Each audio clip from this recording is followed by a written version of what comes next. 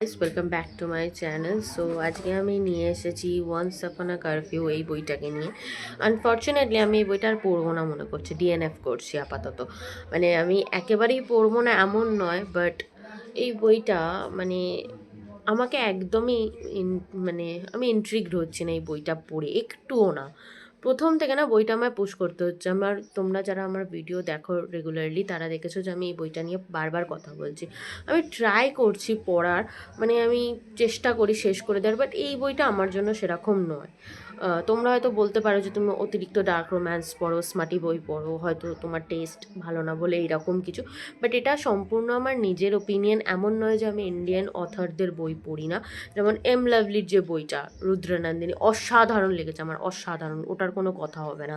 এছাড়াও আমি আর্চার ভয়েস পড়েছি, তারপর ইউ হ্যাভ রিচ স্যাম, তারপর ওয়েন হারু ওয়াজ হিয়ার, এই বইগুলো, এগুলোর মধ্যে তো স্মার্ট নেই, এগুলোর মধ্যে তো কোনো লাভ অ্যাঙ্গেলই নেই, তাও তো আমি পড়েছিলাম, তো আমার পড়ে ভালো লেগেছিল। বাট এই বইটা না আমার একদমই মানে কিরম বলবো, এটা আমার সম্পূর্ণ নিজের ওপিনিয়ন, আমার খুব একটা ভালো লাগছে না।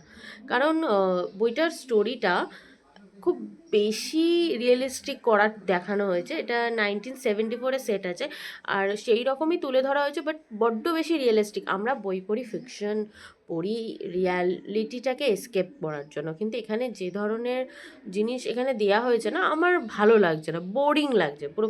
পাতি বাংলায় যদি বলি, বোরিং লাগছে। তোমাদেরকে যে ব্লার্বটা আছে সেটা পড়ে শোনাচ্ছি, দেন আমি বলছি। It is perfect for someone who loves books and libraries. It is 1974. Indu has inherited a flat from her grandmother and wants to turn it into a library for women. Her parents think this will keep her suitably occupied till she marries her fiance Rajat, who is away study in London.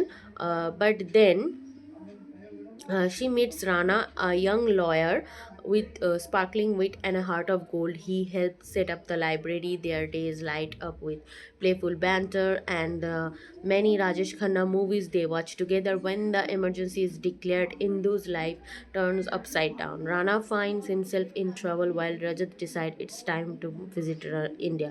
Settle down as the emergency pervades their lives. Indu must decide not only who but what kind of life she will choose. তো এই হলো ব্লার্বটা। তোমরা পড়ে বুঝতে পারছো যে এটা 1974 সালে সেট করা একটা স্টোরি, এবং যে মেন এফএমসি রয়েছে তার নাম হচ্ছে হিন্দু, আর যে মেন এমএমসি রয়েছে মানে পুরুষ চরিত্র তার নাম হচ্ছে রানা। তো ইন্দু এমন একটা ফ্যামিলি থেকে বিলং করে দেশ স্বাধীন হওয়ার পরে, যারা ইকোনমিক্যালি ঠিকঠাক। ইন্দুর আরেক বোন রয়েছে অমিতা, এবং ইন্দুর বাবা মা অর্থোডক্স টাইপের। ওর অলরেডি বিয়ে ঠিক হয়ে রয়েছে রজত নামে একটি ছেলের সাথে, এবং ইন্দু এই বিয়ের আগে ওর হাতে 2 বছর টাইম আছে, এবং সে এই টাইমটাকে ইউটিলাইজ করতে চায়। সেটা কিভাবে না, ওর যে গ্র্যান্ডমাদার ছিল সে মারা যাওয়ার পর তার একটা অ্যাপার্টমেন্ট ছিল, যেটা অমিতা আর ইন্দু মানে দুজনে ভাগ পেয়েছে। তো ওরা প্রথমে অমিতার যে হাজব্যান্ড রয়েছে সে ঠিক করে যে সেটাকে পুরোপুরি অফিস পারপাসে বের করবে, কিন্তু মানে ইউজ করবে, বের করবে বলছি। বাট ইন্দু ঠিক করে যে সেটাকে সে মেয়েদের জন্য লাইব্রেরি হিসাবে তুলে ধরবে, কারণ দেশ স্বাধীন হওয়ার পর সবে সবে মেয়েরা পড়াশোনা শিখছে, এটাকে অনেকে ভালোভাবে নিত না। অনেক মেয়েরাই সমাজ এর মধ্যেই, ঘরোয়া সংসার, বিয়ে, বাচ্চা এইসবের মধ্যেই রয়েছে। তো মেয়েরা এই লাইব্রেরিতে এসে বই পড়বে, নিজের ইচ্ছে নানান সেকশন ভাগ করা থাকবে, কেউ সেলাই শিখবে, এইরকম একটা থট। খুব ভালো, খুব ভালো জিনিস। এবং এই থটটা যখন ওর টিচারকে, ওর যে টিচার মানে ছিল কলেজের, তাকে বলে, তো তিনি ওকে অফার করে রানা নামক ছেলেটি, কারণ রানাও সেই কলেজ এখন পড়ছিল লয়ারের এতে।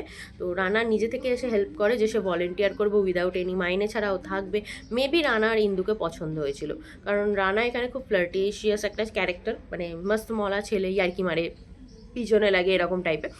আর ইন্দু হচ্ছে খুব সফিস্টিকেটেড, চুপচাপ, গম্ভীর টাইপের, মানে গ্রাম্পি টাইপের মেয়ে। এখানে যে মেয়েটা সে গ্রাম্পি, আর ছেলেটা হচ্ছে সানশাইন, এরকম একটা ব্যাপার। কিন্তু আমার যেন ইন্দু ক্যারেক্টারটাকে অতিরিক্ত বেশি মনে হচ্ছে সুপিরিয়ার কমপ্লেক্স রয়েছে ওর, মানে সব কিছুতে একটা সুপিরিয়ার কমপ্লেক্স, এরকম একটা। হ্যাঁ ঠিক আছে, একটা হেড স্ট্রং এফএমসি মানা যায়, বাট এটা যেন মনে হচ্ছে অতিরিক্ত অ্যারোগেন্স রয়েছে, অতিরিক্ত সুপিরিয়ার কমপ্লেক্স রয়েছে, এরম টাইপের একটা মেয়ে। আর এদের দুজনের মধ্যে না কেমিস্ট্রিটা পুরো মিসিং লাগছে আমার। মানে এখানে তৈরি করা হচ্ছে রোম্যান্টিক অ্যাঙ্গেলটা, বাট হয়েও হচ্ছে না, এরকম একটা ব্যাপার হচ্ছে।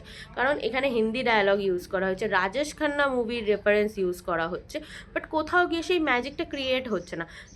আমি হয়তো কম্পেয়ার করাটা ঠিক হবে না, বাট আমি রুদ্রনন্দিনী বইটা পড়েছি, ওটাতেও হিন্দি ডায়ালগ ইউজ করা হয়েছে, ওগুলো পড়ে না লিটারালি ব্লাশ আসছে আমার।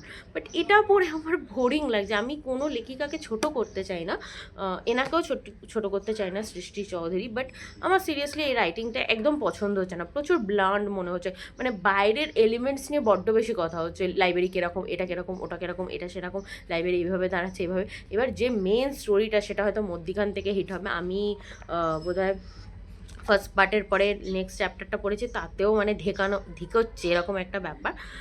ওভারঅল এখনও অবধি যেটা পড়ে বুঝলাম যে রানা হট করে যখন জানতে পারে যে ইন্দুর অলরেডি বিয়ে ঠিক হয়ে যাচ্ছে, রানা একটু দূরত্ব মেনটেন করার ট্রাই করে, এবং রুনঝুন বলে একটা মেয়ে ওদের লাইব্রেরিতে আসে, এবং সেই মেয়েটার সাথে রানার একটু ক্লোজনেস তৈরি হয়, গল্পগুজব তৈরি হয়। তখন ইন্দু আবার নিজে জেলাস ফিল করতে থাকে, আপাতত সেখানে গিয়ে থেকেছে। এরপর এটা বোধহয় একটু অন্যরকম পলিটিক্যাল মুভমেন্টে চলে যাবে, ইন্দিরা গান্ধী নেহরু পরিবারের বিরুদ্ধে।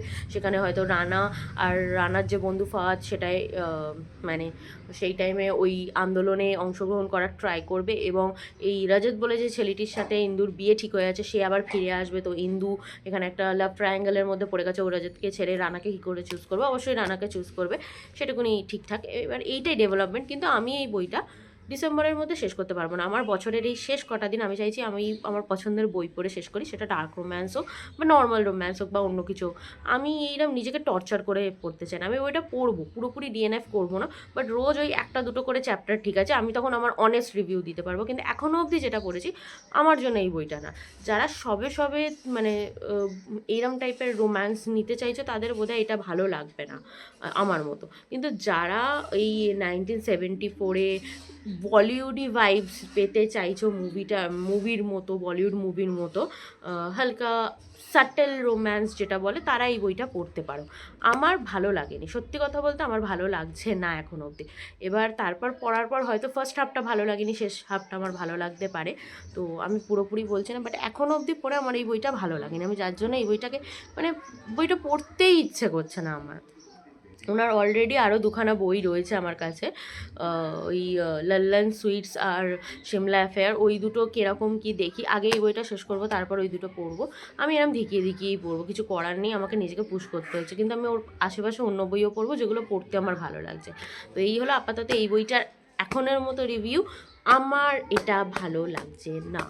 তো পুরোটা পরে একটা ভালো ডিটেলস ভিডিও আমি দেবো, সেটা পেতে লেট হবে। তো এরকম বইয়ের আরও সামারি রিভিউ শুনতে তোমরা অবশ্যই আমার চ্যানেলটাকে like, subscribe, share and comment করে দিও। আর এটাও বলবো, এটা আমার সম্পূর্ণ পার্সোনাল ওপিনিয়ন, আমি কোনো রাইটারকে হেট করতে চাই না, বাট সব রাইটিং সবার জন্য নয়। মানে বই পড়াটা একটা সিলেক্টিভ, মানে বইয়ের মধ্যে অনেক জনরা রয়েছে, যেটা সব তোমার জন্য হবে এরকম কোনো ব্যাপার না, কাউকে হেট না কিছু না। এই বইটা আমার জন্য নাই হতে পারে, বাট আমি রিভিউয়ে দেখেছি অনেকের এই বইটা ভালো লেগেছে, হতেই পারে তার ওভার এক্সপ্লেন, তার এইরম অ্যাটমসফিয়ার, তার এরম সেটেল রোম্যান্স, এগুলো তারা ভাইবটা পাচ্ছে, আমি হয়তো ভুল পাচ্ছি, এটা হতেই পারে। তো হেট কাউকে দিও না, অবশ্যই তোমরা এই বইটা পড়তে পারো, যারা সেটেল রোম্যান্স, যারা এরকম পছন্দ করো অবশ্যই পড়ো। আমি কখনোই বলবো না যে এই বইটা তোমরা তুলো না, অবশ্যই তোমরা তুলো, নিজেরা ট্রাই করো, ভালো লাগবে। ইংলিশটা ইজিই আছে। তো দেখা হচ্ছে নেক্সট ভিডিওতে।